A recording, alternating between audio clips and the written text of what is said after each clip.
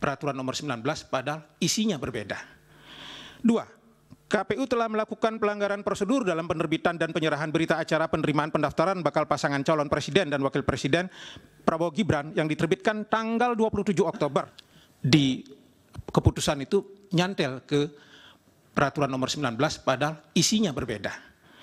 2. KPU telah melakukan pelanggaran prosedur dalam penerbitan dan penyerahan berita acara penerimaan pendaftaran bakal pasangan calon presiden dan wakil presiden Prabowo Gibran yang diterbitkan tanggal 27 Oktober. Seharusnya diterbitkan pada hari dan setelah selesai pendaftaran, yaitu tanggal 25 Oktober. Penerbitan berita acara pendaftaran yang dilakukan pada hari yang berbeda adalah pelanggaran terhadap keputusan KPU nomor 1378 bab 4 huruf D angka 2 yang berbunyi, dalam dokumen persyaratan pencalonan dinyatakan lengkap dan memenuhi persyaratan pencalonan serta dokumen persyaratan bakal pasangan calon dinyatakan lengkap, KPU memberikan lampiran 1 Romawi tanda penerimaan dalam kurung model penerimaan titik pendaftaran titik PPWP tanda hubung KPU kepada bakal pasangan calon. Kewajiban KPU memberikan tanda penerimaan pendaftaran pada hari yang sama bagi pasangan calon yang pemenuhan syarat pencalonan dan atau syarat calon belum lengkap berdasarkan keputusan KPU 1378 bab 4 huruf D angka 4, bakal pasangan calon wajib melengkapi dan mendaftar kembali pada masa pendaftaran yaitu tanggal 19 sampai tanggal 25. Ini bermakna apa? Apabila tanda penerimaan pendaftaran diberikan setelah habis masa pendaftaran dan ternyata kemudian salah satu dokumennya belum lengkap, maka hilanglah hak bakal pasangan calon untuk bisa mendaftar kembali dan melengkapi pada tanggal 25 itu. Itu ininya, kunci dari persoalan masalah berkas tadi. 3. Dalam rentang waktu di antara tanggal 25-28 Oktober 2023 pada masa pendaftaran dan verifikasi berkas pasangan calon Prabowo Gibran, KPU seharusnya mengirim surat pemberitahuan hasil verifikasi dokumen syarat pencalonan dan persyaratan calon, khususnya poin tentang syarat umur minimal bakal calon presiden paling rendah 40 tahun dan menyatakan Gibran berdasarkan ketentuan peraturan KPU nomor 19 tahun 2003 pasal 13 ayat 1 huruf Q belum memenuhi syarat. Lalu selanjutnya bakal pasangan calon memiliki kesempatan melakukan perbaikan berkas mengacu pada ketentuan peraturan KPU 19/2023. Namun langkah ini tidak dilakukan oleh KPU karena dalam tahapan ini sekali lagi keputusan KPU nomor 1378 tidak tepat dipakai sebagai alas hukum. 4. Tindak lanjut pertimbangan hukum putusan MK yang menyatakan bahwa putusan ini mulai berlaku pada pemilihan umum presiden dan wakil presiden tahun 2024 seharusnya tetap direspon oleh KPU dengan prosedur tahapan mekanisme perundang-undangan yang berlaku tanpa mengabaikan, menihilkan atau mengurangi urutan-urutan prosedur sebagaimana ditentukan oleh peraturan perundang-undangan. Bahwa atas tindak lanjut yang prosedural sesuai dengan mekanisme dan peraturan perundang-undangan, ternyata peraturan KPU hasil perubahan baru bisa diundangkan misalnya setelah selesai pencalonan. Bukanlah ranah dan tanggung jawab KPU untuk dipersalahkan apabila ada orang per orang yang tidak dapat mendaftar sesuai dengan putusan MK nomor 90. Wewenang KPU adalah menindaklanjuti putusan MK sesuai dengan tahapan, waktu, dan prosedur sebagaimana diatur dengan peraturan KPU nomor 1 tahun 2022 tentang tata cara pembentukan peraturan dan keputusan di lingkungan Komisi Pemilihan Umum. Sebagai perbandingan Majelis Hakim yang mulia, dapat diuraikan kebijakan dan sikap KPU dalam menindaklanjuti putusan Mahkamah Agung nomor 28P/Hum/2003 dalam perkara uji materi terpidana politik. Putusan keluar tanggal 29 September, tapi perubahan peraturan KPU-nya baru keluar tanggal 12 Februari. Sangat jauh dan proses pencalonan sudah selesai, pencalonan anggota DPR. 5. Dewan Kehormatan Penyelenggara Pemilu pada putusan nomor 135 dan seterusnya menyatakan bahwa KPU terbukti melanggar kode etik, pasalnya tidak saya sebutkan lagi. Pemicu pelanggaran etik itu adalah prosedur yang dilakukan dalam proses pendaftaran, verifikasi, dan penetapan pasangan calon Gibran yang tidak berkepastian hukum, tidak profesional, dan melanggar prosedur yang ditetapkan dalam peraturan perundang-undangan. Jadi kalau boleh saya konstruksikan, idealnya ketika bicara prosedur ini, undang-undang muncul, maka peraturan KPU nomor 19 muncul, maka harus keluar juknis majelis yang berangkat dari peraturan KPU 19 ini. Kapan? Karena pendaftaran tanggal 16, pengumuman pendaftaran tanggal 16, paling manis 1 minggu sebelumnya, agar bisa disosialisasikan dengan stakeholder. Ini kerangka hukumnya. Nah kemudian begitu ada putusan MK nomor 90 tanggal berapa? Tanggal 17, KPU sudah benar menindaklanjuti.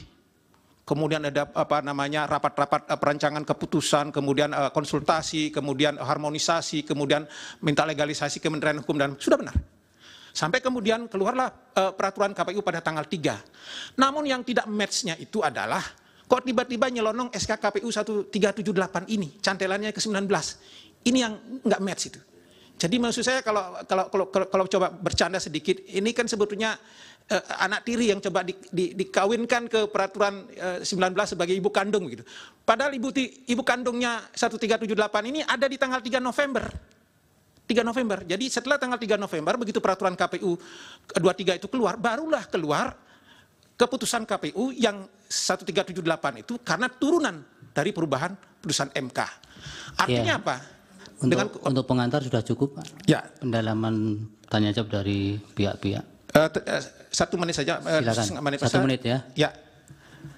Mengakhiri keterangan ini saya ingin menegaskan 2 hal. Pertama, sebagai mantan penyelenggara pemilu, saya tetap menaruh rasa hormat, apresiasi, dan empati kepada jutaan penyelenggara pemilu di seluruh Indonesia yang sudah mendedikasikan tenaga dan pikirannya untuk bangsa dan negara.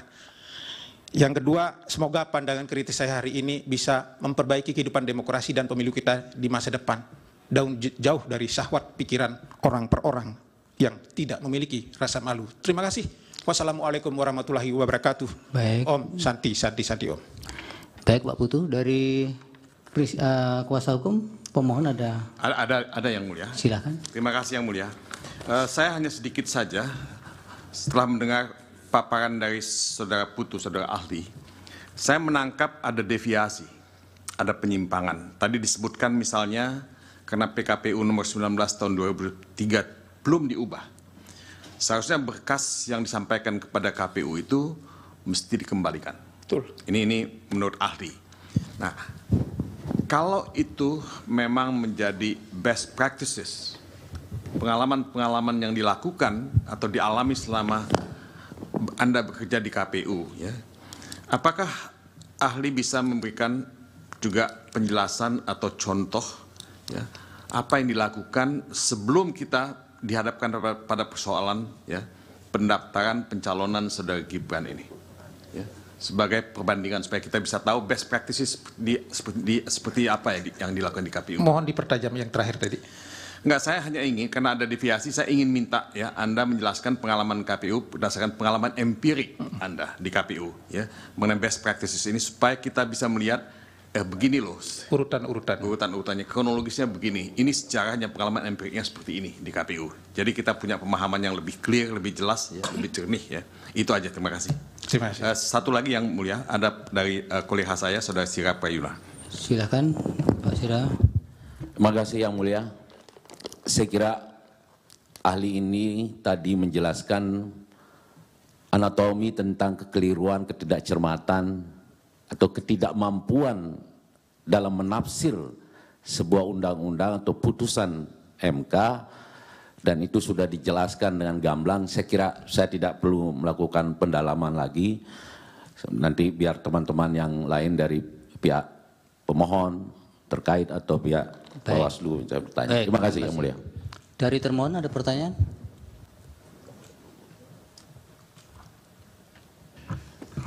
Terima kasih majelis.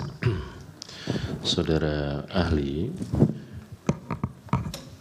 sekiranya saudara membaca amar putusan Mahkamah Konstitusi nomor 90,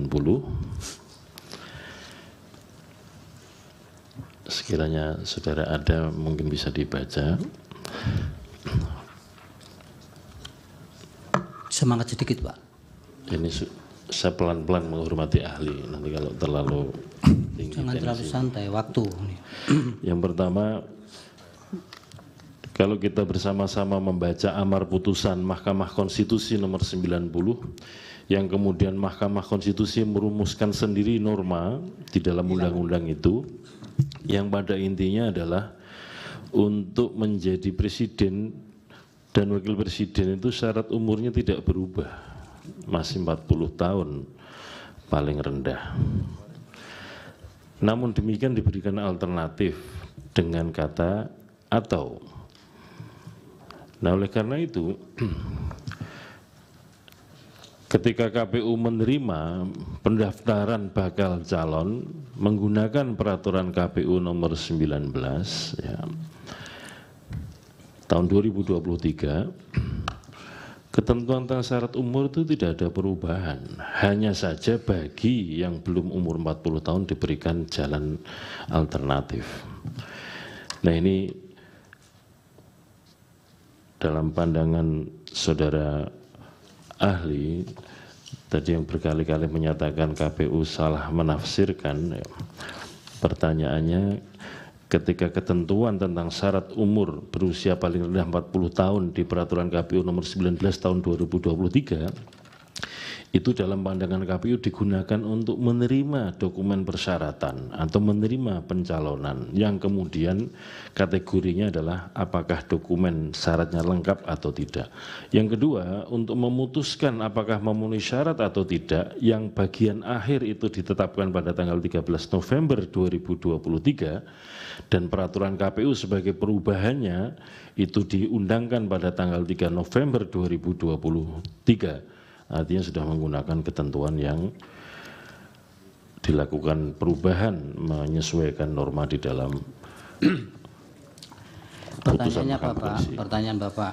Ya, pertanyaan saya, karena ahli tadi mengatakan bahwa KPU salah prosedur, pertanyaan Ya, saya nanti apakah Bapak kan salah punya prosedur? ahli, punya saksi juga, bisa untuk mengkanter itu kalau tidak benar. Ya, karena beliau menyatakan itu kan saya bertanya. Yang kedua, di dalam Undang-Undang Pemilu pasal 227 berkaitan dengan dokumen persyaratan yang harus disampaikan kepada KPU itu ditentukan bahwa salah satunya adalah surat keterangan kesehatan dari rumah sakit pemerintah yang ditunjuk oleh KPU. Ini menurut undang-undang.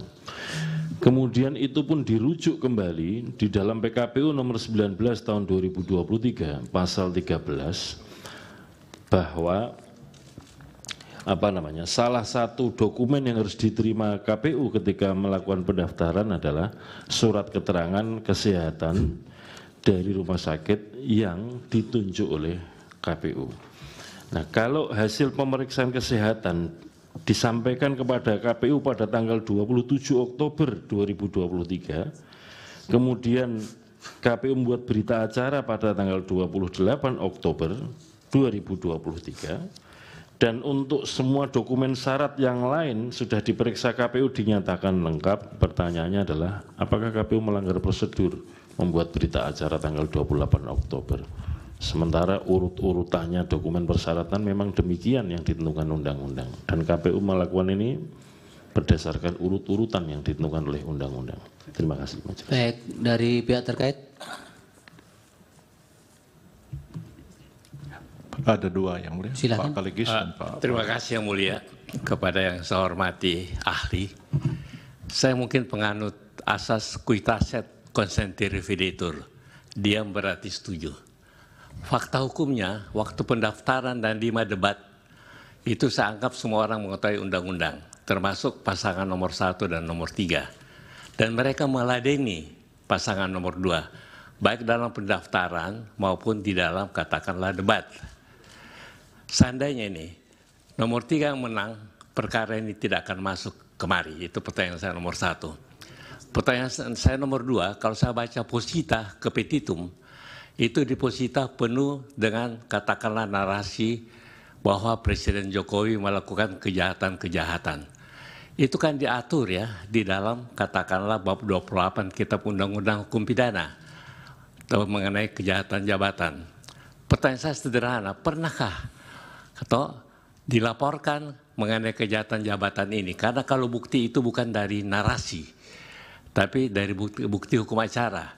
Jadi dua pertanyaan saya kepada Anda, karena posita di sini tidak artinya mendukung petitum, bukan mengenai masalah mengenai KPU, tetapi izin juga yang mulia, Bawaslu. kami keberatan Biar saja. karena pertanyaannya di luar kualifikasi ahli yang mulia. Iya, nanti kan ahli bisa tidak menjawab kalau memang tidak ada Baik, kompetensi. terima kasih yang mulia. Cukup? Cukup yang mulia, Pak Aceh. terima kasih ya. Pak Satu Pari lagi, masih yang mulia. nambahkan. Silakan satu Ya, pertanyaan. terima kasih yang mulia. Saya singkat saja. ahli ini kan praktisi penyelenggara pemilu ya. Iya, ada 2 periode apa 1 periode itu. Ini pertanyaan saya mungkin begini, karena terbiasa untuk menindaklanjuti putusan Mahkamah Konstitusi kan tentunya sangat banyak. Banyak lembaga-lembaga negara, penyelenggara pemerintahan ini yang menindaklanjuti putusan MK, langsung memperlakukan atau juga ada yang membutuhkan tindak lanjut dengan pengubahan bagian tertentu daripada regulasi yang sifatnya teknis. Saya ambil contoh saja sebelum Anda menjawab. Kemarin yang paling terkini adalah putusan Mahkamah Konstitusi tentang perpanjangan masa jabatan atau akhir masa jabatan kepala daerah. Ada sekitar 5 kepala daerah. Itu automatically langsung berlaku. Termasuk salah satunya adalah Gubernur Maluku. Itu tidak membutuhkan penjabaran atau perubahan peraturan Menteri Dalam Negeri, tapi langsung berlaku norma yang telah dinyatakan konstitusional bersyarat itu langsung berlaku. Nah, sebagai penyelenggara praktisi penyelenggara pemilu selama ini, saya ingin bertanya, antara kedudukan status norma yang diputus oleh Mahkamah Konstitusi dengan norma regulasi yang diatur dalam PKPU itu, kira-kira mana yang menjadi kaidah yang harus segera dilaksanakan dan kira-kira mana yang sifatnya fakultatif yang boleh ditindaklanjuti dengan pengubahan atau tidak gitu kan. Karena ini kan diberlakukan karena berkaitan dengan hak konstitusional orang untuk mencalonkan diri sebagai calon wakil presiden. Lalu Anda mengatakan tadi bahwa ada persoalan yang sangat serius karena tidak ada perubahan PKPU itu bisa mengakibatkan kebatalan seseorang atau pencalonan seseorang itu bisa dinyatakan batal. Itu gimana ya? Apa argumentasi itu didasarkan pada hukum apa itu? Atau mungkin bisa jelaskan buat kita di sini kira-kira norma hukum apa yang mengatur seperti itu sehingga pendapat itu dibangun dengan cara seperti itu. Demikian. Terima kasih. Dari Pak Oso cukup. Dari Hakim. Silakan Pak Putu dijawab. Baik, Singkat saja. Mohon saya izin menjawabnya tidak berurutan sesuai dengan skala urgensinya. Tapi menunjuk ke yang bertanya ya, Oh, ya. supaya oke. Iya. Saya menjawab yang terakhir dahulu soal mana yang harus didahulukan. Coba caption yang kedua. Penjelasan saya tadi sudah jelas. Ketika kita berbicara putusan Mahkamah Konstitusi nomor 90, kedudukannya setara dengan undang-undang, clear. Tidak ada yang dibantah. Tetapi pada saat yang sama, satu paket 231 mengatakan bahwa pendaftaran verifikasi dan seterusnya ini diatur dengan peraturan KPU. Mari kita kemudian tidak usah melihat putusan 90, ketika undang-undang ini belum diubah, bukankah kemudian peraturan KPU yang menjadi dasar pelaksanaan dimaksud, baru kemudian surat keputusan. Ini urutan-urutan prosedurnya. Nah, hampir semua langkah-langkah KPU dengan urutan-urutan semacam itu. Karena apa? Karena regulasi KPU ada namanya peraturan KPU nomor 1 tahun 2020 tentang tata cara pembentukan peraturan perundang-undangan yang mengatur soal itu. Bahkan di masa saya, karena kebetulan di situ waktu itu belum ada konsultasi, tanggal 6 Juli putusan MK soal KTP boleh masuk. Malamnya langsung keluar peraturan KPU. Bukan surat keputusan KPU, bukan surat edaran. Peraturan KPU langsung diubah dan 9 Juli bisa dieksekusi. Tapi memang saya memahami bahwa pada saat itu belum ada fase-fase konsultasi dan seterusnya. Untuk menjelaskan sejauh ini, kecuali kemudian ketika bicara soal putusan putusan kuota perempuan, saya belum melihat KPU menindaklanjuti dalam bentuk peraturan KPU untuk kasus itu. Tetapi langsung dengan berkirim surat, mohon nanti dikoreksi kalau ada pernyataan saya yang salah soal itu. Keberatan majelis situasinya tidak demikian. Kemudian sudah pernah kami bawa ke RT. Tolong kasih kesempatan. Pak Hasim, Anda bisa keberatan tapi nanti disampaikan melalui instrumen alat bukti saudara. Nah, kemudian berkaitan dengan tindak lanjut putusan MK menyangkut perpanjangan kepala daerah, saya tidak masuk dalam ranah ketika bicara soal apakah kemudian tidak lanjuti dengan peraturan pemerintah atau tidak. Tetapi saya berbicara dalam kompetensi saya sebagai seorang mantan penyelenggara pemilu, maka seluruh regulasi putusan Mahkamah Konstitusi berdasarkan regulasi KPU itu sendiri ditindaklanjuti dengan peraturan KPU, jika diperlukan baru turun kemudian dengan keputusan KPU. Kemudian menyangkut masalah termohon berkaitan dengan pertanyaan soal berita acara tanggal 28, saya mungkin masuk dulu dengan berita acara tanggal 27 yang saya sebutkan sebagai sesuatu yang salah. Kenapa?